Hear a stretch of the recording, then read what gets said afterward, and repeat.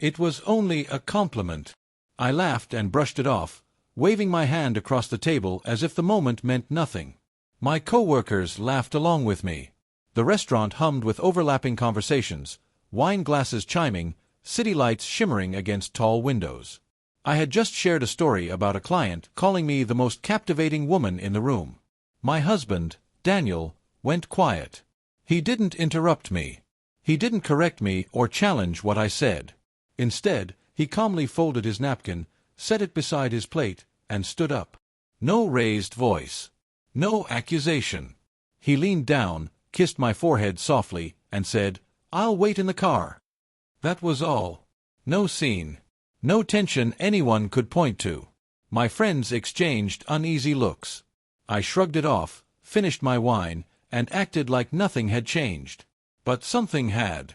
The space he left behind felt thinner, like the air had drained from the room. His silence wasn't angry. It felt distant. I didn't understand it then. I would soon enough.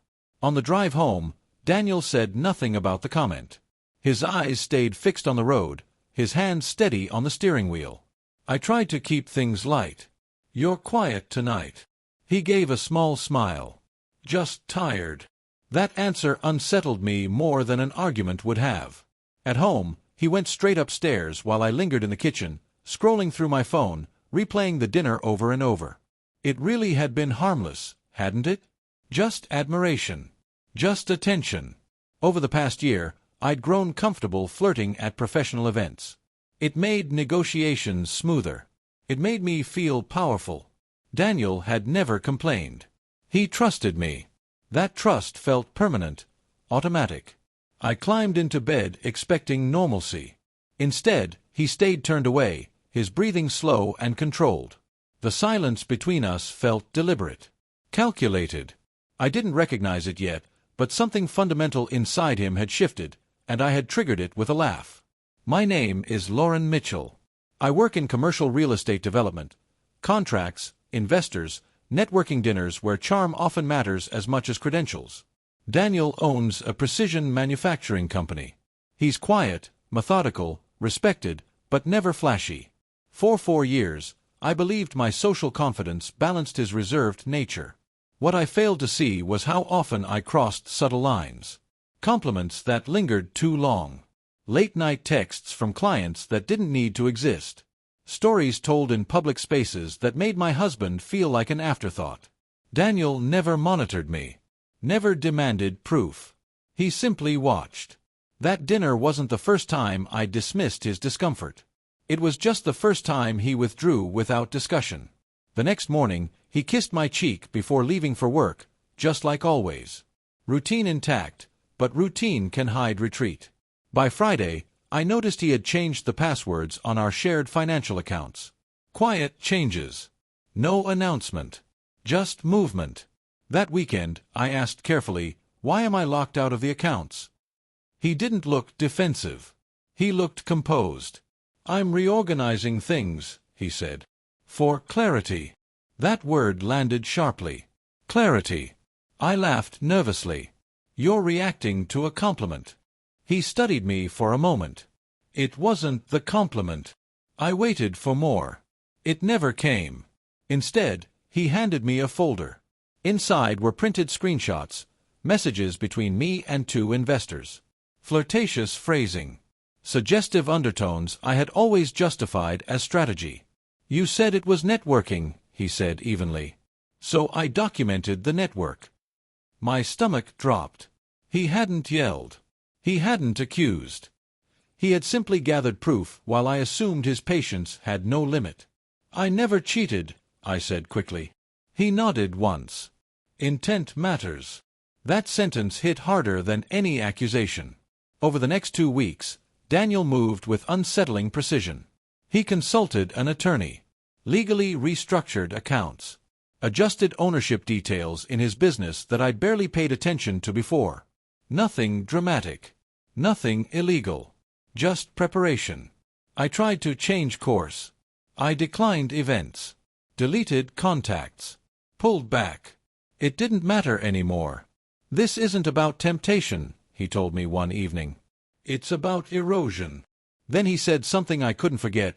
"You stopped protecting our marriage in rooms where I wasn't present." I cried. Apologized. Blamed industry culture. Blamed expectations.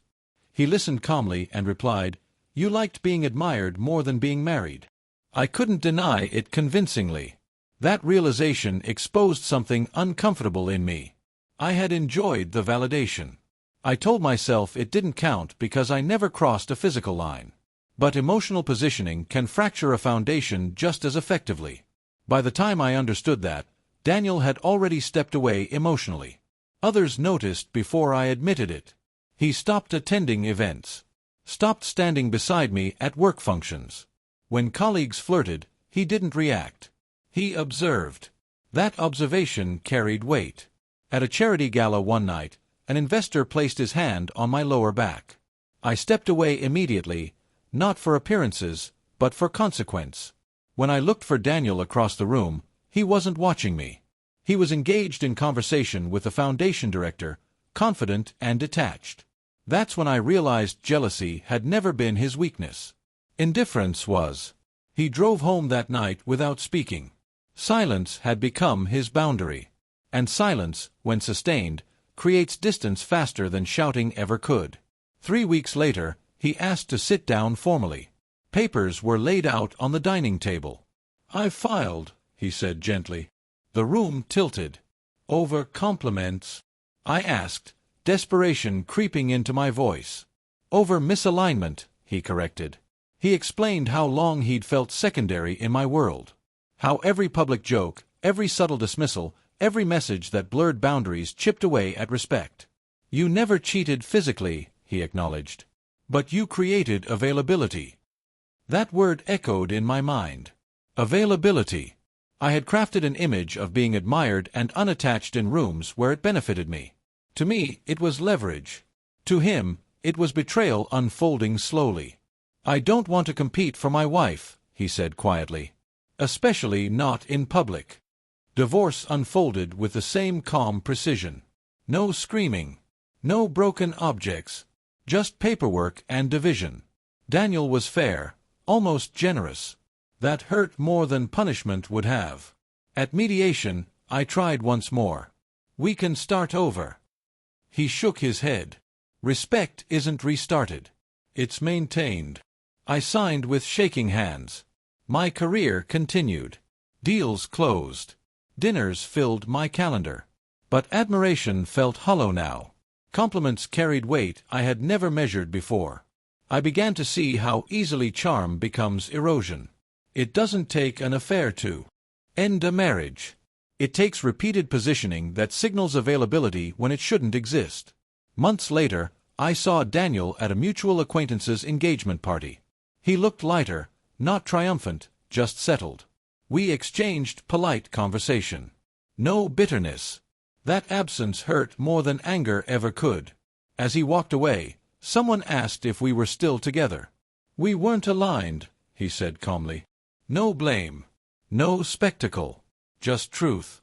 That had always been his strength. I mistook silence for weakness. It was strategy. I mistook tolerance for approval. It was patience. And patience, once exhausted, doesn't negotiate. The marriage didn't end when he left the table. It fractured long before that. That night only revealed the break. It was just a compliment, I had laughed. But compliments weren't the problem. The problem was the identity I built around being desired, admired, subtly unattached. Daniel didn't shout because shouting implies hope. He left quietly because he had already reached clarity. The silence that followed wasn't punishment. It was the withdrawal of investment. He didn't expose secrets I didn't know. He revealed patterns I refused to acknowledge. I dismantled my own stability chasing validation I never needed. And in the end, he didn't end our marriage in anger. He ended it in clarity. That silence didn't just separate us. It showed me exactly who I had become when I stopped paying attention.